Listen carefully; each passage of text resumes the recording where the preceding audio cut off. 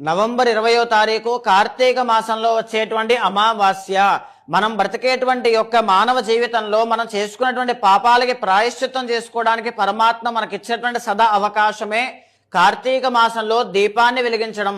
ఏ రోజు మానకుండా కార్తీక మాసం అంతా నెల రోజులు ఏ మానవుడైతే దీపాన్ని వెలిగిస్తారో సర్వ పాపల నుంచి హరింపబడి ముక్తిని చేరుకుంటారు అని చెప్పి శాస్త్రం చెబుతోంది, కార్తీక పురాణం చెబుతోంది.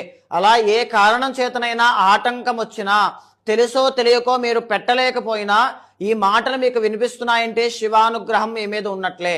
కార్తీక అమావాస్య రోజున తప్పకుండా 33 దీపాలు ఇంట్లో కానీ శివాలయంలో కానీ మనసా వాచా కర్మణ స్వామిని తలుచుకుంటూ దీపాన్ని వెలిగించండి. కార్తీక మాసం అంతా దీపాన్ని వెలిగించినటువంటి పుణ్యం మీకు లభిస్తుంది. చేసినటువంటి పాపాల నుంచి బయటపడతారు. చేసిన పాపాలు పోతున్నాయంటే జాతకంలో దోషాలు పోతున్నాయి, మీకున్నటువంటి కష్టాలు పోతాయి. తప్పకుండా ఒక మంచి శుభ